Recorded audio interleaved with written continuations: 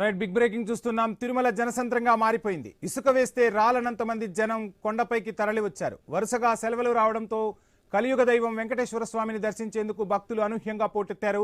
ఇక శిలాతోరణం వద్ద క్యూలైన్లో భారీగా భక్తులు వేచి ఉన్న దృశ్యాలను మనం ఐ న్యూస్ స్క్రీన్ పై చూడవచ్చు. ఇక టోకెన్లు లేని వారి సర్వదర్శనానికి 24 గంటల పైగా సమయం పడుతోంది. నిన్న శ్రీవారిని 72,355 మంది దర్శించుకున్నారు. ఇక తిరుమలకు భారీ స్థాయిలో భక్తులు చేరుకుంటున్నారు.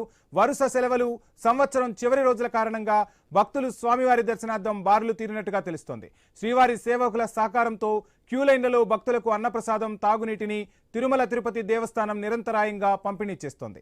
సామాన్య భక్తుల కోసం నిత్యం తిరుపతిలోని శ్రీనివాసం, విష్ణు నివాసంలో SSD టైమ్ స్లాట్ టోకెన్స్ జారీ చేస్తోంది తిరుమల తిరుపతి దేవస్థానం.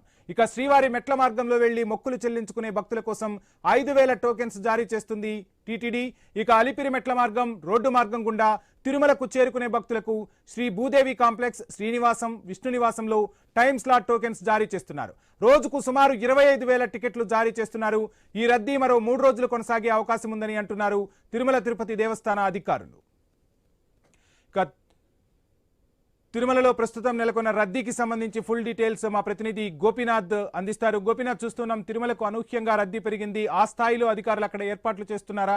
మరోవైపు వరుస సెలవులు, అదేవిధంగా సంవత్సరం కూడా, అంటే కొత్త సంవత్సరంలో అడుగు పెట్టబోతున్నాం. ఇది చివరి రోజులు కావడంతో ఏ విధంగా ఉంది భక్తుల తాకిడి అక్కడ? భక్తులకు సంబంధించి ఏర్పాట్లు ఎలా జరుగుతున్నాయి? ప్రస్తుతం ఉన్న పరిస్థితి ఏంటి?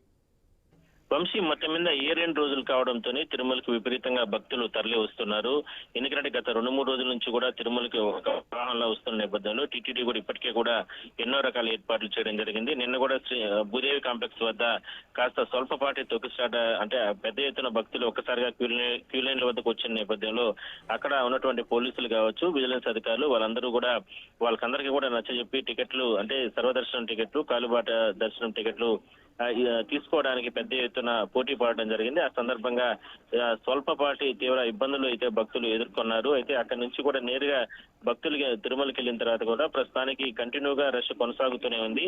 25 గంటల నుంచి 30 గంటల సమయం పట్టే అవకాశం అయితే ఉంది. మొత్తం అంటే ఆలయం వెనుక ప్రాంతంలో ఉన్నటువంటి అంటే వైకుంఠం కంపార్ట్మెంట్లన్నీ కూడా భక్తులతో నిండిపోయి కిలోమీటర్ల వరకు కూడా భక్తులు బారులు తీరాలు. ఒకవైపు చలి, మరోవైపు ఈదురుగాళ్ళు, మరోవైపు చిన్నపిల్లలు, మహిళలు, ఇట్లా వృద్ధులు వీళ్ళందరూ కూడా అల్లాడిపోతున్నారు ఈ చలికి సంబంధించి కూడా.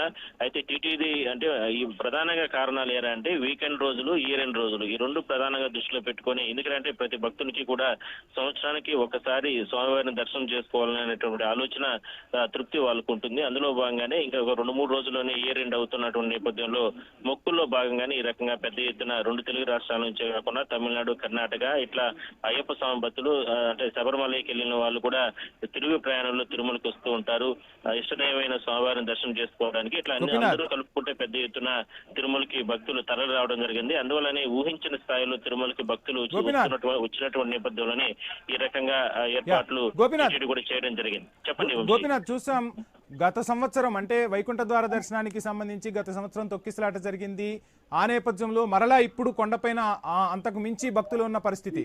సో తిరుమల తిరుపతి దేవస్థానం భక్తులకు ఎటువంటి అలర్ట్స్ జారీ చేస్తుంది? సో ఏం జరుగుతుంది మొత్తంగా? అంటే కొండపైన ఎక్కడా భక్తులకు ఇబ్బంది లేకుండా టోకెన్లు జారీ చేస్తూ ఉన్నారా? ఏంటి పరిస్థితి? దానివల్లనే అదే మీరు అన్నట్టుగానే గత ఏడాది వైకుంఠ ఏకాదశి సందర్భంగా తిరుపతిలో తొక్కిసలాట జరిగింది. కొంతమంది భక్తులు చనిపోయారు. ఆ సందర్భంగా ముఖ్యమంత్రి చంద్రబాబు కూడా సీరియస్ అధికారులకు వార్నింగ్ ఇవ్వడం జరిగింది. కొంతమందిని సస్పెండ్ చేశారు, కొంతమందిని బదిలీ చేశారు, మరి కొంతమంది పైన చర్యలు తీసుకుంటున్నారు. దానిపైన ఇంకా కూడా విచారణ కొనసాగుతుంది.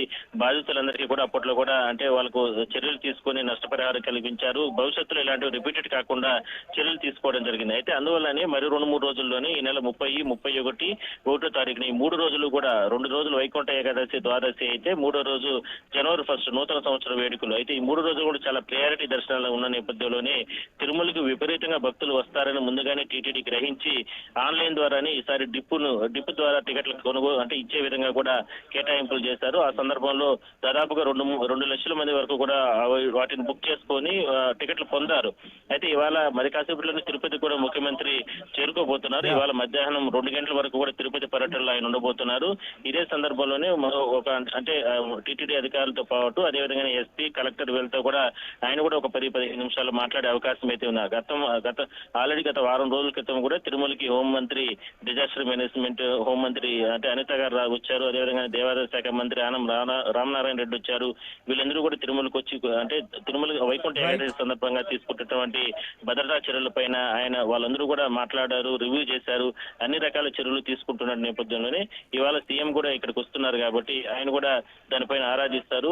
ఎటువంటి ఏర్పాట్లు చేసుకుంటున్నారు, ఎటువంటి చర్యలు తీసుకుంటున్నారు, గతంలో జరిగినటువంటి పొరపాట్లు తప్పిదాలు జరగకుండా ఈసారి చాలా జాగ్రత్తలు తీసుకోవాలని ఇప్పటికే ప్రభుత్వ అధినేత ఆదేశాలు ఇచ్చిన నేపథ్యంలో ఆ రకంగానే అంటే ప్రస్తుతానికి ఏర్పాట్లు చేయడం జరిగింది. కానీ నిన్నటి నుంచి మాత్రం ఊహించినటువంటి భక్తులు తిరుమలకి తరలి రావడం ఒకసారిగా టీటీడీ కూడా అలర్ట్ అవ్వడం జరిగింది. అందువల్లనే ఈ రద్దీ మాత్రం వచ్చే అంటే ఈ వైకుంఠ ఏకాదశి, ద్వాదశి, జనవరి 1 అవన్నీ కూడా కంప్లీట్ అయిన తర్వాత 5వ తారీఖు వరకు కూడా కంటిన్యూ అయ్యే అవకాశాలు ఎక్కువగా ఉన్నాయి వంశీ. Thank you Gopinath.